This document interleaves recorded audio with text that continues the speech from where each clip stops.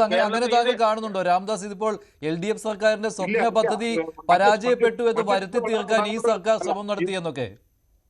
അല്ല, ഇത് വളരെ ബാലിശമായിട്ടുള്ള ഒരു വാദമായിട്ടാണ് മഞ്ജുഷ ഇതിനെ കാണാൻ പറ്റുള്ളൂ. കാരണം അതായത് ഈ പദ്ധതി അവിടുത്തെ പരിസ്ഥിതിക്ക് അനുകൂലമല്ലെന്നുള്ളത് വിവിധ കമ്മിറ്റികൾ, വിവിധ ഏജൻസികൾ വളരെ ശക്തമായി തന്നെ അവതരിപ്പിച്ചിട്ടുണ്ട് പല കാലഘട്ടങ്ങളിലായിട്ട്. പക്ഷെ ഇതൊന്നും അംഗീകരിക്കാൻ തയ്യാറായിട്ടില്ല. അതായത് ഗവൺമെന്റ് നിശ്ചയിച്ച ഏജൻസികൾ തന്നെ അവിടുത്തെ ഈ പറയുന്ന പ്രദേശം ഇത്തരം പദ്ധതികൾക്ക് അനുകൂലമല്ലെന്ന് പറഞ്ഞു. ഇപ്പൊ നമ്മൾ നേരത്തെ സംസാരിച്ച സുഹൃത്ത് പറയുന്നത് സത്യത്തിൽ ഈ ഇപ്പോഴുണ്ടായിട്ടുള്ള ഈ പറയുന്ന ഒരു സാങ്കേതിക തകരാറിന്റെ മാത്രം ഭാഗമായിട്ടുണ്ടാകുന്ന ഒരു പ്രശ്നമാണെന്നാണ്. പക്ഷെ അത് നമുക്ക് അംഗീകരിക്കാനേ പറ്റില്ല. യഥാർത്ഥത്തിൽ ഈ പദ്ധതി തന്നെ പുനരാലോചിക്കാനുള്ള ഒരു അവസരമായിട്ട് ഈ ഒരു അപകടത്തെ നമ്മൾ കാണാം. അത്രമാത്രം കഴിഞ്ഞ LDF സർക്കാർ ഇതൊന്നും മുഖവിലേക്ക് എടുത്തില്ല എന്നാണല്ലോ അല്ലെ? അന്ന് UDF നേതാക്കളും പറയുന്നുണ്ടായിരുന്നു ഈ പദ്ധതി അത്ര ശരിയല്ല എന്നുള്ള കാര്യം. രാജ്മോഹൻ ഉണ്ണിത്താന്റെ ബൈറ്റുണ്ടായിരുന്നു.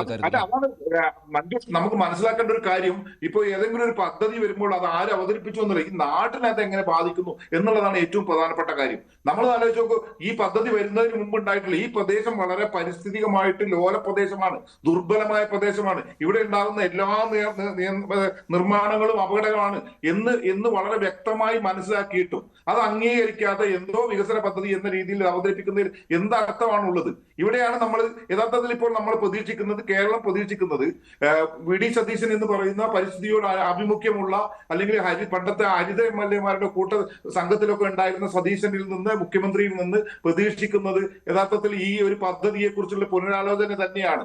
അത് യഥാർത്ഥത്തിൽ ഉണ്ടാവണമെന്നാണ് നമുക്ക് പറയാനുള്ളത്. എന്തായാലും നമ്മളെ മുന്നിൽ ഒരു ദുരന്തം ഉണ്ടായി. ഈ ദുരന്തത്തിന്റെ ആഘാതത്തെ കുറിച്ച് പോലും ഇപ്പോൾ നമുക്ക് മനസ്സിലായിട്ടില്ല. യഥാർത്ഥത്തിൽ ഈ പദ്ധതി ഈ പറയുന്ന സ്ഥലത്ത് നമ്മൾ തുരങ്കത്തിന്റെ തുടക്കമാണിത്. തുരങ്കം വയനാട്ടിലേക്കുള്ള തുടക്കമാണ്. ഇവിടേക്ക് മണ്ണിടിച്ചിൽ ഇത് യഥാർത്ഥത്തിൽ ഒരു 8 കിലോമീറ്റർ ആണ്. ഒരു കിലോ, അതായത് വെറും 100 മീറ്റർ മാത്രം ഇടിച്ചപ്പോഴാണ്, ഇത് മണ്ണെടുത്തപ്പോഴാണ് ഇങ്ങനെ ഒരു അപകടം ഉണ്ടാകുന്നത്. അപ്പൊ ഇനി ബാക്കി എന്തായിരിക്കും? ബാക്കി ഇത്രയും 100 മീറ്റർ പോലും പോയില്ല, അതിനു മുൻപ് തന്നെ ഇങ്ങനെ ദുരന്തമുണ്ടാകുന്നു എന്ന് പറയുമ്പോൾ ഇത് പക്ഷേ ഈ തുരങ്കം പണിയുന്നതിൻ്റെ അതുമായിട്ട് നേരിട്ട് ബന്ധപ്പെട്ട ഒരു അപകടമല്ല എന്ന രീതിയിലാണ് കേട്ടോ പൊതുവെ കണക്കാക്കുന്നത്. അങ്ങനെയാണ് വ്യാഖ്യാനങ്ങൾ വരുന്നത്. ഇത് മണ്ണെടുത്ത് അവിടെ ഇട്ടു, ആ മണ്ണ് അവിടെ നിന്ന് നീക്കം ചെയ്തില്ല, അതുകൊണ്ട് മണ്ണിടിച്ചിലുണ്ടായി. താങ്കൾ അതിനെ ഉരുൾപൊട്ടലായിട്ട് കാണുകയാണ്. അല്ല, ഇത് യഥാർത്ഥത്തിൽ തുരങ്കം നിർമ്മിക്കാനുള്ള ആ വഴിയാണ്, തുരങ്കത്തിലേക്കുള്ള വഴിയാണ്, തുരങ്കമാണിത്. തുരങ്കം നിർമ്മിക്കുകയാണ്, അവിടെ മണ്ണിന്റെ ഭാഗമാണ്, പാറയിലേക്ക് എത്തിയിട്ടില്ല എന്നാണ് നമുക്ക് കിട്ടുന്ന വിവരം.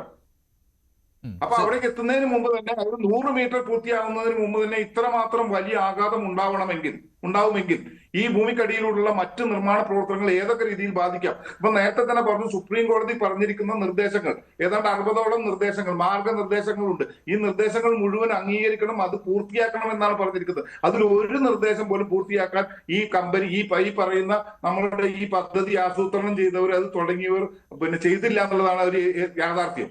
ഒരു നിയന്ത്രണവും കൂടുതൽ വാർത്തകൾക്ക് News 18 Keralam YouTube channel subscribe ചെയ്യുക.